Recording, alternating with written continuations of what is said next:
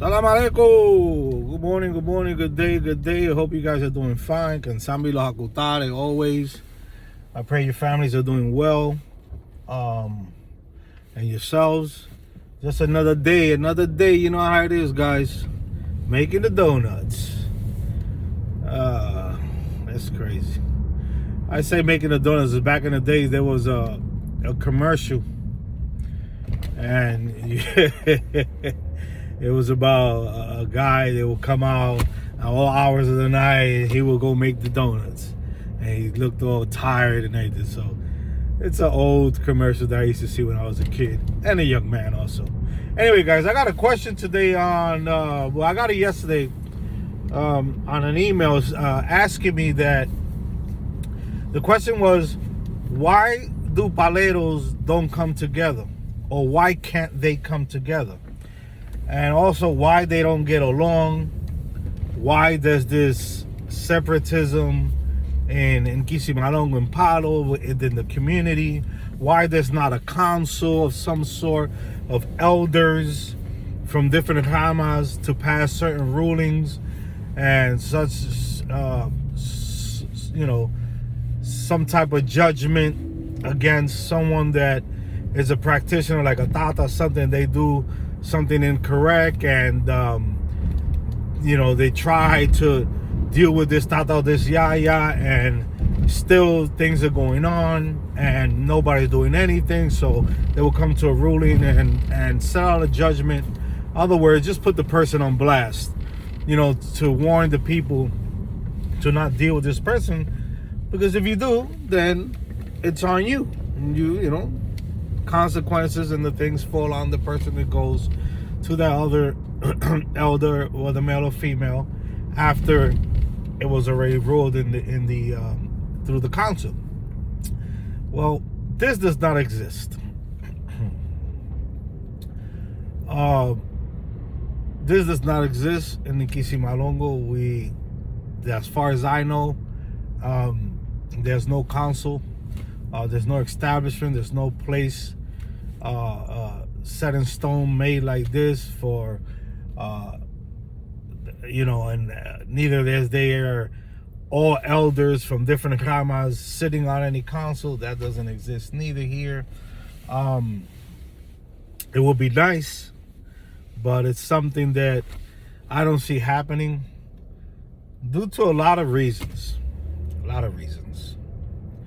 Some of the reasons are human. Some of the other reasons are because of their call of silence, not wanting to speak on certain things from their ramas, and all the type of things, that happens.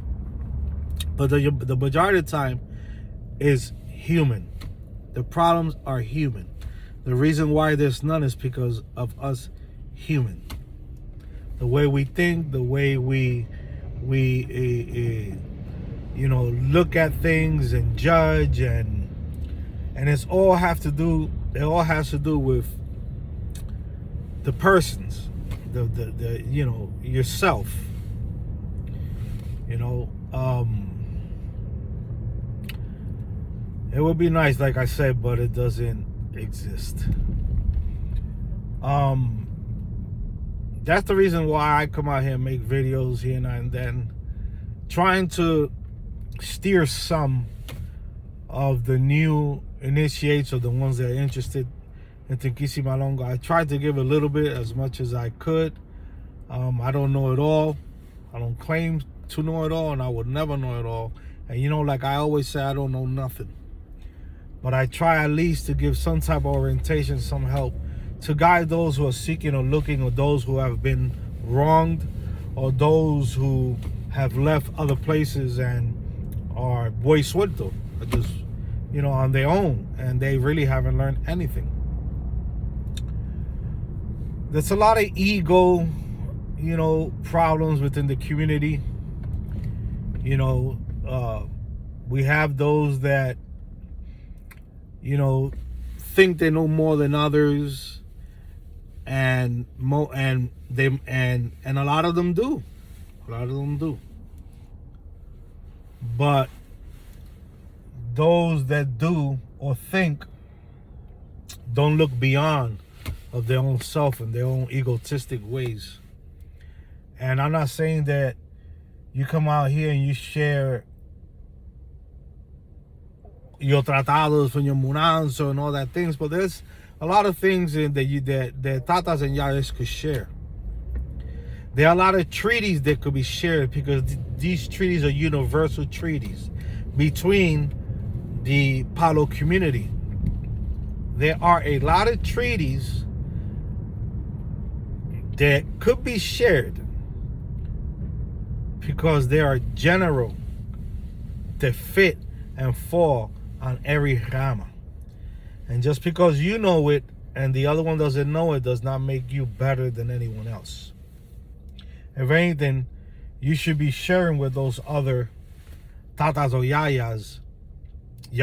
Both of y'all should be sharing things and speaking and building upon to make a better brotherhood and sisterhood. Make a better community, you know? And we're not talking about giving out your Rama secrets and all of that. But there are universal Palo treaties that I'm more than sure a lot of us don't have, that others have. And it only helps and builds that other practitioner to be better, to be a better practitioner, a better follower, a better teacher, you know. And it helps those who are walking the walk and talking the talk, you know, to do things more organically. But unfortunately, it's very hard. I speak with a couple of brothers due to my tata having established a communication between a couple of tatas, and I'm in that group. So, you know, and we do talk, and some of the tatas call me, I call them. Sometimes we busy, sometimes they're busy, sometimes I'm busy, don't pick up the call, you know, we'll get back later, whatever, you know, but we do have a communication. We do share things. And we do try to reason and look at things in different ways, have this, you know, this bond in some way for we could build, you know, and be better. You know, but a lot of this going on here has to do with that, you know, just a lot of people being puffed up, you know, they puff themselves up, whether they look at themselves that way and project it, or whether they don't and project it anyway. People are not ignorant, especially other practitioners, you know. As practitioners and as humans, you know, you don't have to say much. Your gestures, your comments, the way you speak says a lot about you. And a lot of times, the majority of these people, they look at themselves that way, or don't even, but put out this energy, are very arrogant and very what I say is how it is. You know, that it's like they don't leave no room for anybody else's reasonings and understandings. You know, there's no building. They don't leave no room to build. And we don't have to all agree on everything. There is room to agree and disagree, but that should not make us fall apart, not have a bond as brothers in a tradition, because we all are brothers and sisters in the same tradition, no matter what race or creed you may be or color. We might be from a different lineage, but we still following a tradition that came from the same place, built by the same people, or same peoples, multi. And you know, that's one of the things that bothers me as an Nganga, as a priest in this tradition, that we don't have this. And we wish we did, but we don't. It's very difficult when people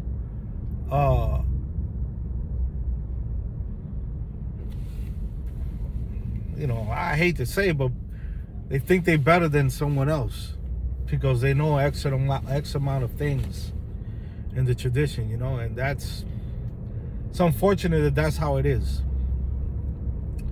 But that's really the only thing I got to say about that. It's just something that right now at this time I don't see happening, and no time.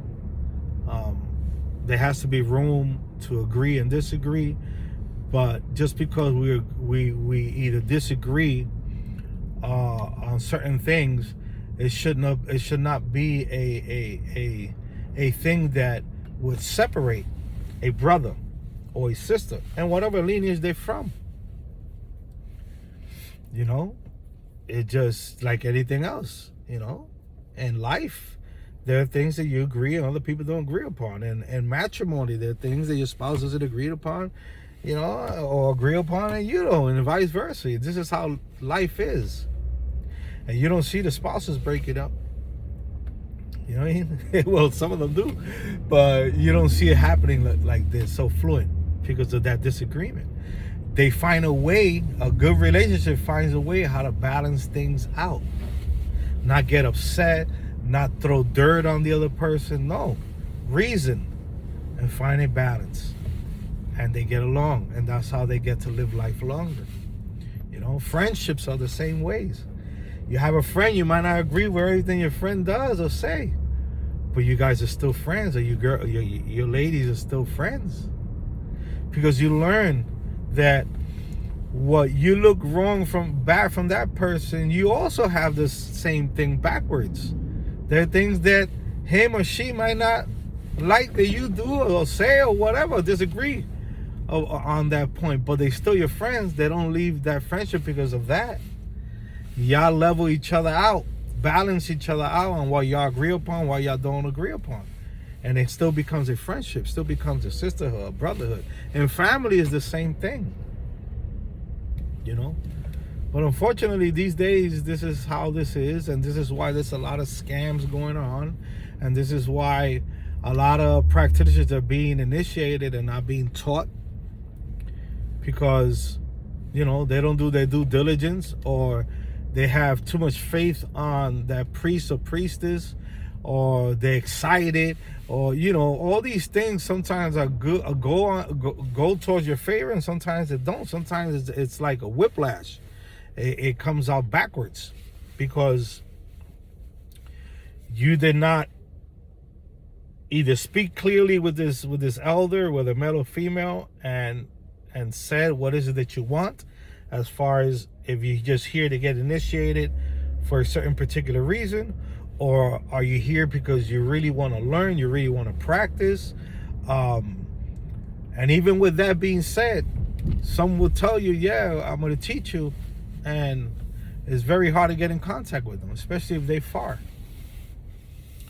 Some of them don't follow this. Some of them just want to initiate you, and that's it. You keep it moving. And I think that it's incorrect. There are some instances when a person gets initiated and that's it. They don't have to learn anything because it's something to have to do with their life. With their life. They don't need to practice it, but they need it for themselves.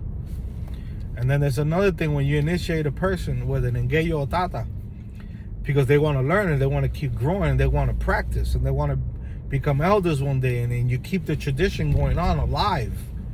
That's another thing, and that's where you have to have time and set time to teach that person, because if you initiate that person telling you that, and you feel it and you see it within their spirit, because I understand some people say it, but 2 or 3 months from now, you don't get that same energy from that person.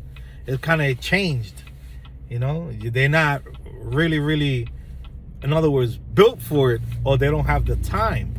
Sometimes they don't even have the time because of family, because of work. But those who have the time, and those who you initiate and are seeking this, It's your responsibility as an elder to teach that sister or brother, whoever they may be, whatever nationality they may be, or whatever color they may be, whatever creed, anything. It's your responsibility to teach that brother or sister in the level that they're in. You teach an engayo to a certain extent. You teach a tata, that's life. Because not only your elder teaches you, but you learn from other elders, other things. Not that you break your rama, but you learn with those others that want to share with you and do share. There are a lot that don't. They want to hold this. You know, I'm the best. But there are some out there that do. You know, and I think that this is a major flaw in this tradition. And this is why there's been so much scams once again. Because there's not many tatas that speak English making videos online and guiding people with their heart, not just with their words, really meaning what they say. Because people out here these days talk the talk but don't walk the walk. They say one thing one day and say another thing another day. You know, and it's unfortunate, but this is what it has come down to. So those who are seeking, man, I hope that you find the right people. And those who are elders, I hope that you're teaching these people. And another thing, you know, I'm sorry to say, that disgusts me is those who take on these responsibilities, right, to be elders and to take godchildren in, but on the other hand, they charge the godchildren to teach them. To each his own. But I find this so incorrect. That you charge someone that is in your rama, that you initiated under your mudanza, under your prenda, under your candango, your enganga, your muerto, and you gave them a certain position, and you're charging them to teach them. I see this very incorrect. But like I said, that's just me. Whoever does it, that's upon them. But I see it wrong. Because at the beginning, before this person came to you, this is what the person told you. So if you took on that responsibility, it's on you. You owe that person. You owe that initiate. That godchildren, that goddaughter, whether man or female. You owe it to them. You in a debt. You and that nganga is in a debt to that person. But I guess a lot do not see it this way. You know, when you take a job on, and in Kisimalongo, whatever job it may be, you're in a debt to that person that you're doing that job for. In a debt. A serious debt. But this is only for those who really take it serious. Those who really care.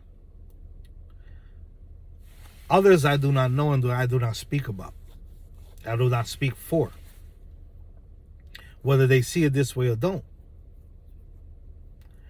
But this is just something that, you know, it's baffling sometimes. Like, it makes me go cuckoo.